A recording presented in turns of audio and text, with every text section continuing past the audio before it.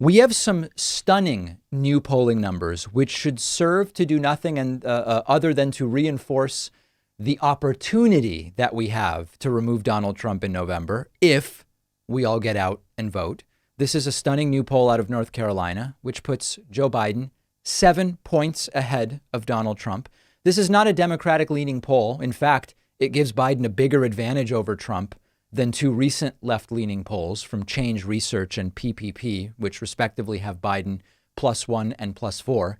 This poll of registered voters says Biden is winning by 7. And as we approach Election Day, I've said before, we will see a transition from registered voter models being used in polling to likely voter models. And what's interesting is that the admittedly Democratic-leaning Change Research poll is a likely voter model and may actually be more accurate, and Joe Biden's lead in North Carolina, if indeed it exists, may be significantly smaller than the 7 points that we have most recently seen. On average, Joe Biden's lead in North Carolina is now 3. Now, as a reminder, in 2016, Donald Trump won North Carolina by a little more than 3.5 points, and certainly losing North Carolina would be a really bad signal for Donald Trump, and one that, depending on the numbers, we might know about relatively early on November 3rd. North Carolina being on the East Coast, voting closes earlier than a lot of other states. And if it's not even close in North Carolina, we might know that very early in the evening. And that would be an important signal about the way the election is going to go. Now, just as important out of North Carolina, based on what we were talking about yesterday, the Democratic Senate candidate, Cal Cunningham, has a 9-point lead in the same poll over the incumbent Republican Senator Tom Tillis. This would be a huge victory. This would be tremendous in the context of Democrats maybe taking the Senate, as we were discussing yesterday.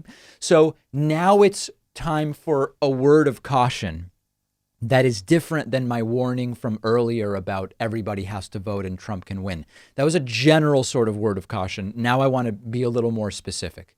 We see Joe Biden winning on average by almost 8 points in Florida, 6 in Wisconsin, 8 in Michigan, 7 in Pennsylvania, 4 in Arizona.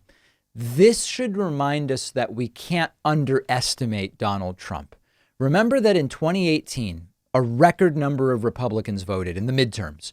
And because Democrats also had record turnout, we picked up a bunch of seats in the House. So if Democrats in 2020 and left-leaning independents merely match prior turnout, we could easily lose.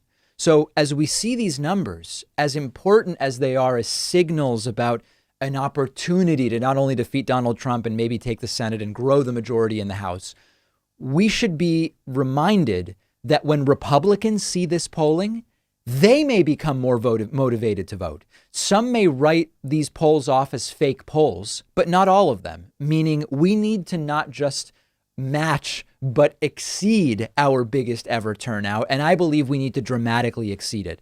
As we approach November, if the administration is indeed lying about coronavirus numbers, if you see successful efforts to restrict absentee voting by mail, close polling places, federal paramilitary troops intimidating voters, like if you add all of this stuff up, a little bit, death of 1,000 cuts, we need not just to exceed prior turnout, but we need to dramatically exceed prior turnout in order to not allow this to be a missed opportunity. Maybe Trump won't get out the vote. Great, we benefit, okay? Maybe Trump won't be able to suppress the vote because judges or who knows will prevent it. Fantastic, whatever.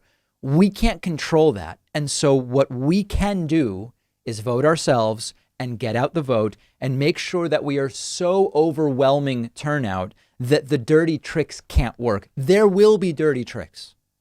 We're already seeing them. There's no question that there will be dirty tricks. The question is, will they matter? Because if we really boost turnout in a way that typically nobody does, everybody talks about boosting turnout and rarely does it really happen to the degree that I'm thinking about and many people are thinking about. Only if we do that can we say the dirty tricks won't work. The dirty tricks won't be enough. And that's exactly what we need to hope for. Now, in the meantime, Donald Trump, I don't know if this is a good strategy. I'll talk about it. Donald Trump is just insisting the polls are fake, and that may actually be a counterproductive strategy for him. I'm going to talk about that next. If you love feeding your intellectual curiosity, but you're always struggling to find the time, check out one of my all-time favorite apps called Blinkist. Blinkist lets you consume an entire book on your way home from work. They take thousands of popular nonfiction books, condense each one into text or audio that you can get through in just 15 minutes, and you get all of the important core ideas and information from that book. It's perfect if you don't have enough time to do all the reading you want to do, or if you just want to sample a book before you buy the entire thing. I recently read A Brief History of Time, of course, by the great Stephen Hawking. This is a book that I have been aware of for so long, and other things got in the way, and it was fantastic to check it out on Blinkist. Blinkist has books on politics, philosophy, science. They have 27 different nonfiction categories, and a subscription is only about $8 a month, and you get the entire library. But you can try it totally free and get 25% off a subscription when you go to Blinkist.com/Pakman. I've put the link right underneath this video.